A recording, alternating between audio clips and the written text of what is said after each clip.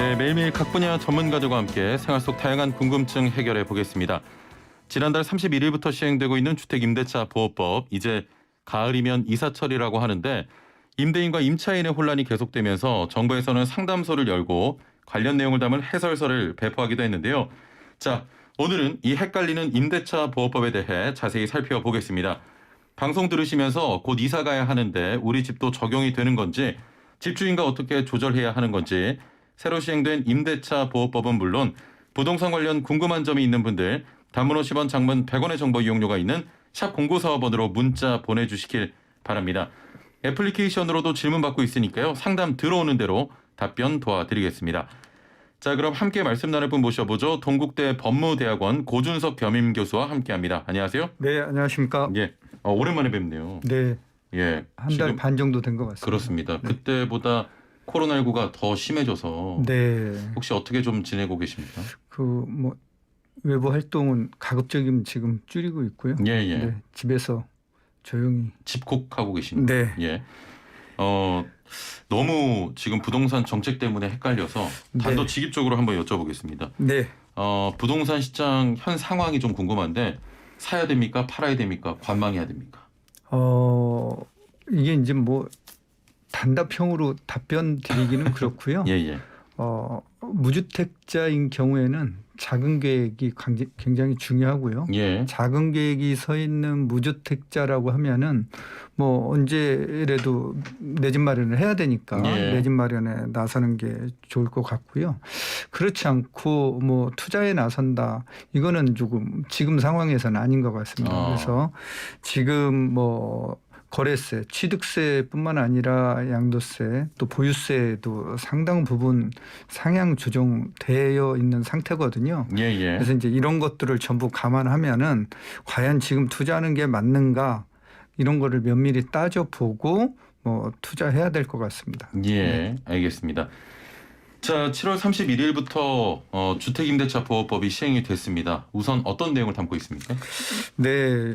그 임대차 3법 중 계약갱신 청구권과 전월세 상한제, 전월세 신고제가 있는데 이것을 묶어서 주택 임대차 3법이라고 지금 예, 얘기를 예. 하고 있는데요. 그중에서 계약갱신 청구권과 전월세 상한제는 지난 7월 31일부터 시행이 되고 있고요. 전월세 신고제는 내년 6월 1일부터 시행될 예정입니다. 예. 계약갱신 청구권은 임차인에게 1회에 한해서 계약갱신 요구권을 보장해 주는 겁니다. 예. 그러면 이제 현행 임대차 기간이 지금 2년이잖아요. 2년에서 한 번 더 연장을 할 수 있게 보장을 해준다는 것이 예. 골자입니다. 그리고 전월세 상한제는 임대료 상승폭을 직전 계약 임대료의 5% 이내로 묶어두는 겁니다. 그리고 이 범위 내에서 지자체장, 시도지사가 상한선을 조례로 정할 수 있게 만들어놨습니다. 그래서 전월세 상한제는 기존 임대차 계약도 적용됩니다. 예.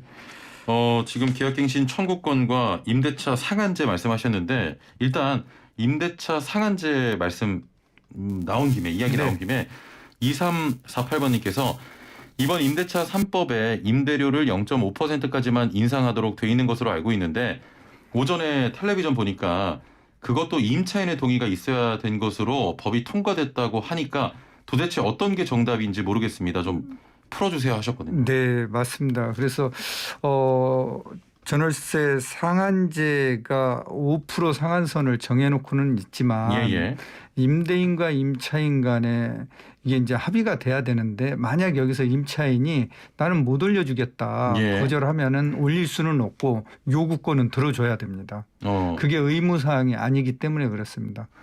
그래서 올릴 수 없다라는 얘기죠. 임차인이 거절하게 되면은. 그러면 이게 5% 상한제를 찬성할 그런 사람이 있을까요? 임대인 입장에서는 조금 불편하겠지만 다만 이제 임대차 기간 2년이 더 끝나고 난 다음에 총 4년 이후에는 전세 가격이 조금 더 상승할 가능성은 높아 보입니다. 아, 그렇군요. 알겠습니다. 현재는 지금 2+2 4년의 임대차 계약 기간이 적용되고 있는 건데 세입자는 그러면 계약갱신 청구권 언제 요구할 수 있는 겁니까? 네, 임차인이 계약갱신 청구를 요구하기 위해서는 임대차 기간이 끝나기 1개월 전까지 임대인에게 통지해야 됩니다. 예. 또 반대로 임대인도 해지를 통보할 수 있거든요. 임대인은 계약 기간 종료 6개월 전부터 1개월 전까지 임차인에게 통보를 해야 됩니다. 예. 다만 오는 12월 10일부터는 이게 이제 2개월 전까지로 임차인, 임대인 모두 바뀌게 됩니다. 예. 네, 그 점은 조금 알고 계셔야 될 것 같습니다. 12월부터죠? 네, 12월 10일부터. 예. 네. 자, 그러면 만약에 9월 15일자로 임대차 계약이 만료가 되면 이 네. 계약갱신 청구권을 청구를 할 수가 없는 거네요. 지금 상황으로서는 이제 한 달 이내에 들어오기 그렇죠. 때문에 예. 지금 요구하면은 뭐 이게 이제 안 되는 거죠, 사실상. 그런데 예. 중요한 거는 여기서 임대인이 아직 계약 해지 통지를 안 했다라고 하면은 묵시적 계약이 성립이 되는 겁니다. 예. 그래서 전 계약과 동일하게 2년 동안 묵시적으로 계약갱신이 된 걸로 보면은 됩니다. 예. 네. 그러면 계약갱신 청구권도 묵시적 계약으로 갱신이 가능하다. 아니죠. 예. 그건 이제 사용 안 한 거죠. 계약갱신 청구권은 사용 안 한 거고 그냥 묵시적으로 계약이 종전처럼 연장된 겁니다. 그렇군요. 네. 알겠습니다. 네. 자, 만약에 임대인이 실거주한다면서 계약갱신을 거절하고 다른 사람과 또 임대차 계약을 하게 되는 경우도 있을 것 같아요. 이런 경우도 생길 수 있죠. 예. 분명히 이제 본인이 직접 들어가서 산다라고 하면은 계약 갱신 거절 사유가 됩니다. 예. 그런데 이렇게 이제 거짓말로 들어가서 한다고 해놓고 다른 임차인을 들였을 때는 예. 손해배상을 해줘야 됩니다. 그 손해배상의 기준은 3개월치 월세 또는 임대인이 다른 세입자에게 전월세를 주면서 받은 임대료와 계약갱신 거절 당시의 임대료 차액의 2배. 세 번째는 계약갱신 거절로 입은 손해액. 이 중에서 가장 큰 금액을 손해배상액으로 청구할 수 있습니다. 예. 알겠습니다. 임대차 상한제도 시행이 되고 있는데 말씀드린 것처럼 그런데 기존 임차인이 4년을 전세로 살고요. 계약이 네. 만료돼서 새로운 임차인과 또 임대차 계약을 할 때에도 네. 이 5% 상한제를 적용을 받게 되는 겁니까? 아닙니다. 신규 임대차 계약을 하는 경우에는 예. 적용되지 않습니다. 이 때문에 4년이 지나면은 전세금이나 월세가 다소 상승할 수 있다는 이런 우려는 있는 상황입니다. 그래서 임차인 입장에서는 4년 뒤가 사실 이제 걱정이 되는 거죠. 네, 보증금이 조금 올라갈까 봐. 예. 네. 4년까지는 그래도 이렇게 오르지 않은 가격에 살다가 그렇죠. 4년이 끝나면 집주인이 많이 올릴까 봐. 그렇죠. 집주인이 이제 계약갱신 이게 이제 요구권이 1회만 되니까 예. 지금 기존 세입자는 내보내고 새로운 세입자를 들이면서 보증금을 올릴 가능성이 조금 그럴 수 높다라는 있겠군요. 거죠. 집주인 네. 입장에서는 4년 동안 돈을 못 벌었으니까. 그렇죠. 예. 자, 전월세 상한제 그 5% 상한제는 전국 어디서나 좀 일률적으로 적용이 되는 겁니까? 그렇지는 않습니다. 전국 어디서나 5%는 아니고요. 예. 시도지사가 그 지역에 맞게끔 뭐 2, 3%, 뭐 3, 4%로 이렇게 정할 수 있습니다. 지자체별로 다를 수 있겠군요. 네. 5% 상한선 범위 내에서 시도지사가 그 상한선 범위를 정하게 돼 있습니다. 예. 자, 지자체별로 다를 것으로 보이고요. 자, 부동산 상담으로 이어가도록 하겠습니다. 단문 50원, 장문 100원의 정보 이용료가 있는 샵 0945, 우물정 0945번 또 애플리케이션 댓글창으로 부동산 그 어떤 상담도 저희가 답변을 해드리도록 하겠습니다. 자, 전월세 상한제 뭐 다 좋습니다. 자, 지금 바로 보내주시면 저희가 답변을 도와드리도록 하겠습니다. 지금부터 부동산 상담 이어가 보도록 하죠.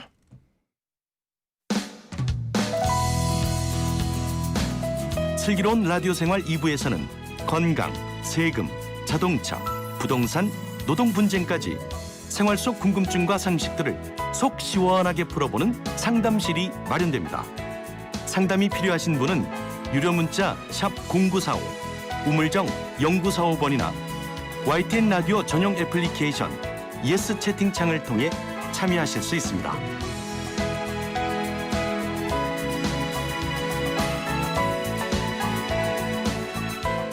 네, 4903번님께서 전월세 상한제가 시도별로 다르다고 하셨는데 그럼 서울, 경기, 인천 등의 수도권은 현재 어떤 상황입니까 하셨네요. 아직 정해지지 않은 것 같고요. 예, 이제 예. 시도지사가 정해야 될 것으로 보입니다. 이게 이제 시행된 지가 지난 7월 31일부터 시행이 됐기 아직 뭐 한 때문에 달도 채 안 됐습니다. 네, 그렇습니다. 예. 자, 6243번님. 임대인과 임차인이 합의하면 전세보증금 5% 이상 인상도 가능합니까? 그거는 안 됩니다. 예. 5% 상한선 범위 내에서만 할 수 있습니다. 임대인과 임차인이 합의했다라고 해서 10% 20% 올릴 수 있는 사항은 아닙니다. 예. 네. 이렇게 합의해주는 임차인도 있겠죠? 만약 그 집에 이제 종전 집에서 살고 싶다라고 하면은 예. 그럴 가능성도 배제할 수는 없는데 예. 그게 이제 법에서는 위법하다라는 거죠. 아, 위법하다. 네, 네. 알겠습니다. 8562번님. 저는 전세를 살고 있는데요. 2년 살고 지난해 11월에 재계약 2년을 더했습니다. 자, 그런데 올해 초에 집주인이 바뀌었는데요. 다음 재계약 때 저 같은 경우는 2+2 적용이 안 되는 건가요? 하셨거든요. 적용될 수는 있는데 예. 새로운 집주인이 본인이 직접 거주하겠다라고 하면은 이거는 정당한 거절 사유에 해당되는 거거든요. 예. 그러니까 집주인이 바뀌었을 때 가장 임차인의 리스크는 바로 그런 점입니다. 새로 바뀐 집주인이 내가 직접 거주하겠다라고 하면은 기존의 임차인은 계약갱신 요구를 할 수가 없고 예. 그냥 집을 비워줘야 됩니다. 아, 그렇군요. 네. 일단은 집주인이 살지 않는다고 하면은 2+2 적용 대상이 되는 거죠. 그렇습니다. 네. 예. 애플리케이션으로 공덕동 브라운님께서는 1억에 60만 원 월세 아파트 거주 중입니다. 이제 1년 지났고 1년 후면 만기인데요. 지금 설명해 주신 법에 의해 저 같은 경우 내년 만기 시점에 어떻게 되는지 신뢰를 들어서 설명을 좀 부탁드릴 수 있을까요? 이해가 좀 덜 됩니다 하셨네요. 그러니까 여기 그 보증금에 대해서 5% 상한선 범위 내에서 예. 갱신 계약을 할 수 있다라는 거죠. 예. 그러니까 이게 만약에 안 올려주면은 사실은 요구권이 행사된 상황에서 계약갱신은 할 수 있지만 보증금은 지금 현행 법에서 바뀐 법에서 안 올려줘도 임차인이 거절을 하면은 안 올려줘도 된다라는 겁니다. 예. 네. 지금 1억에 60만 원 월세면 네. 이른바 반전세지 않습니까? 그렇죠. 예, 반전세인 경우에도 5% 상한제가 적용이 되면 네. 보증금 아니면 월세에 좀 뭐 적용이 됩니까? 차이가 있습니까? 이게 이제 전월세 전환율 자체를 2.5%로 지금 이제 낮춰진 지금 현재 상한선 예. 전월세 상한선은 5%지만 예. 전환율은 또 2.5%로 정해졌습니다. 예. 네, 그래서 이렇게 이제 예를 들어서 보증금 1억을 월세로 전환할 때 만약에 이게 이제 1년 기준으로 해서 전환을 하게 되면은 5%다 하면은 50만 원, 40만 원이다 하면은 연간 4.8% 예. 이율이 이렇게 매겨지는 거잖아요. 그러면 이제 2.5%로 이제 상한선이 정해졌으니까 전환율이 이제 정해졌으니까 그 범위 내에서 예. 월세 뭐 밤 월세로 바꾼다든가 하면은 그 범위 내에서 초과할 수는 없다라고 보여집니다. 예. 네. 알겠습니다. 자, 애플리케이션으로 벤님께서는 2018년 12월에 전세 계약했습니다. 그럼 올해 10월까지 별다른 이야기가 없는 경우 만료 2달 전이니까 같은 조건으로 묵시적 연장이 되는 겁니까 하셨네요. 임대인이 해지 통지를 안 하고요. 예. 임차인도 거기에 대해서 계약갱신 요구권을 행사하지 않았다라고 하면은 묵시적으로 계약갱신이 되는 겁니다. 예. 네. 그리고 2년 뒤에 가서 계약갱신 요구권을 일에 사용할 수 있습니다. 네, 묵시적으로 계약이 연장된 경우에는. 예, 묵시적으로 계약이 연장된 경우에는 2년 뒤에 한 번 더 사용할 수가 있습니다. 네. 알겠습니다. 9988님께서는 좀 다른 내용인데요. 서울 신혼부부입니다. 자금이 1억 4천만 원 있는데 무리해서 서울 구축 아파트를 구매하는 게 맞을까요? 하셨거든요.